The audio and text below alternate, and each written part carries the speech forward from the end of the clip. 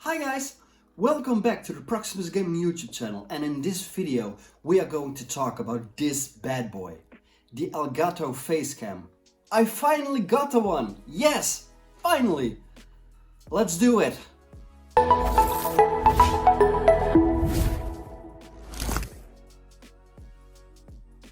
So first of all, what you're seeing behind me right now is actually the place where I stream. And no, this isn't my streaming setup, but this is the place where I stream, and yes, it's my kitchen. But next to the fact that it is my kitchen, it's the only place where I can stream right now. We're moving in half a year to a bigger house, and then I will have my own place where I can stream. But till then, I'm bound to this little spot. So if you're living in a little apartment yourself and you're thinking about, I don't have any place to stream, you can always stream in your kitchen, or otherwise your living room, if that's a possibility, or maybe your bedroom. There are multiple possibilities. If you want to stream, stream.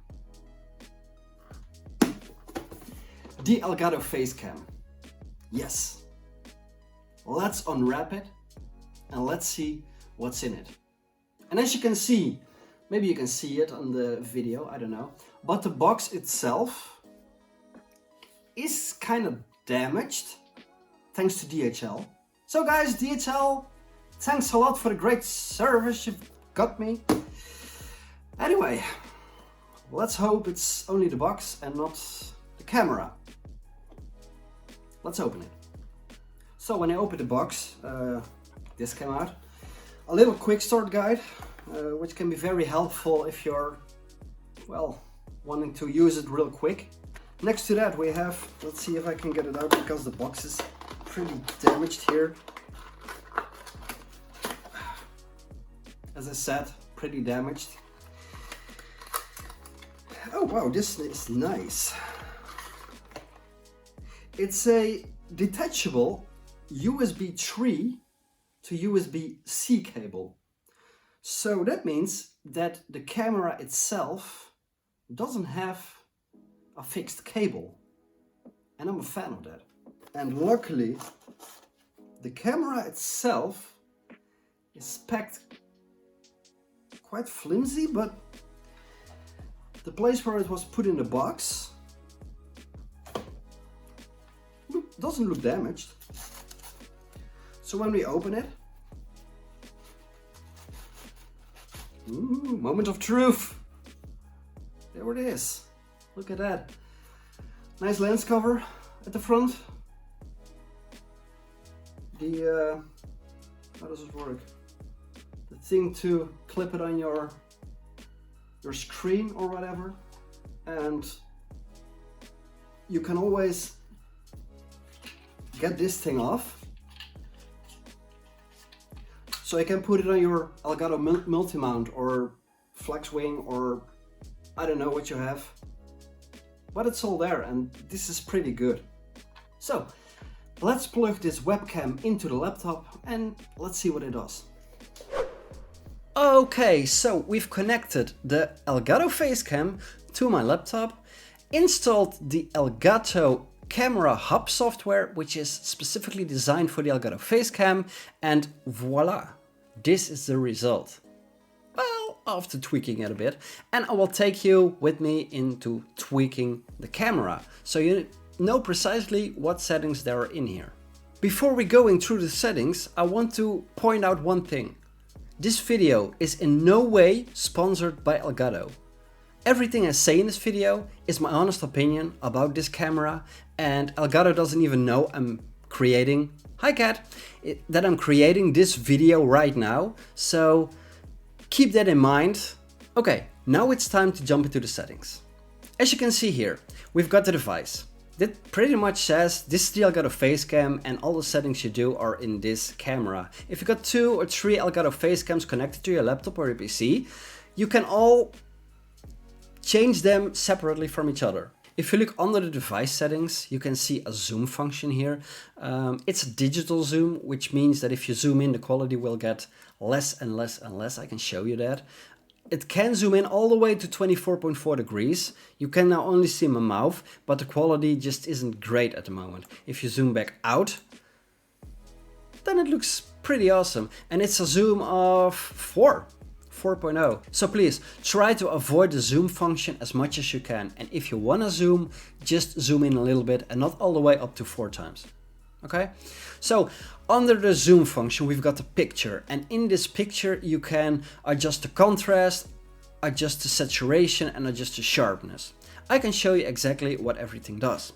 When you move the contrast all the way up, it gets more dark. The darker parts will get more dark. And if you go, well, put it down all the way, you can see all the darker parts will get less dark. I guess that's the easiest way to say it. So I like it to keep mine somewhere around half, maybe a little bit this. You can see here the blue is more, has more color in it. I like it at 30, maybe 40%. 40% is maybe a little bit better. So after this, you got the saturation. If I move all the way the saturation up, you can see basically more the red tones are getting more visible.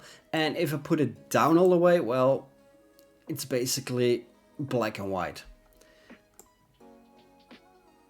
So just try to find a good way, a good mid mode. Somewhere around 61% is what I like to have it, because then it just, for me, it looks good enough. Then we got the sharpness, and sharpness isn't just what you think it is, that if you crank it up all the way, then it's very sharp, and if you have it all the way down, then it's very blurry. It works kind of like that, but it's not that if I put it all the way up that it's getting very sharp. As you can see, the lines are getting harder, and it gives a little bit more of an anime Borderlands effect, but it just doesn't look pretty decent for a camera, at least only if you play Borderlands, of course. And if you bring it all the way down, you can see it's more blurry, so it's like it's not synced, it's not sharpened all the way. Just try to find your own sweet spot when it comes to sharpness, saturation, and contrast. That's all I can say. It's your personal view on it, your personal opinion. I can't say what the correct settings are because it depends on light, it depends on surroundings, background, stuff like that. So try to make it perfect for you. As you can see here, you can put the exposure on automatic. If I do that with my lighting right now, the ring light which I'm using right now, if I turn it on, I just get overexposed. And why is that? That's basically because the camera is measuring all the light what's coming in. And with that light, he tries to find the correct automatic exposure, what would fit for the camera. But since I'm using this ring light, it just overexposes it because the ring light is behind the camera, so it doesn't see the light coming from behind it. And that's why I turned the automatic function off, because I want more freedom to adjust my own exposure settings. And if you look at the exposure settings, you can see shutter speed. And shutter speed is basically the time it takes a camera to make a photo, or in this case, the video. The shutter speed here is set to 1/125th of a second. And this is the setting I like it to be. The smoothness is nice. If you go down or go up, it gets darker or lighter, but the frames will also drop a little bit. So this is pretty good. It's a 1080p camera, 60 FPS. As you can see, it's just smooth, really smooth. So I like it the way it is right now. If it's not for you, fine. I mean, try to find your own sweet spot. Try to find what you like to please you, you know? Just do your own thing. Then we're going to the ISO. The ISO is pretty much a digitally way to make your image brighter and brighter with more light. As you can see, if I go up, it gets brighter. But the higher I go, the more noise that comes in the screen. As you can see, it's getting noisy and noisy. If I go down all the way with my shutter speed now, you can see there's a lot of noise in the image right now, and we don't want that. We really don't want that.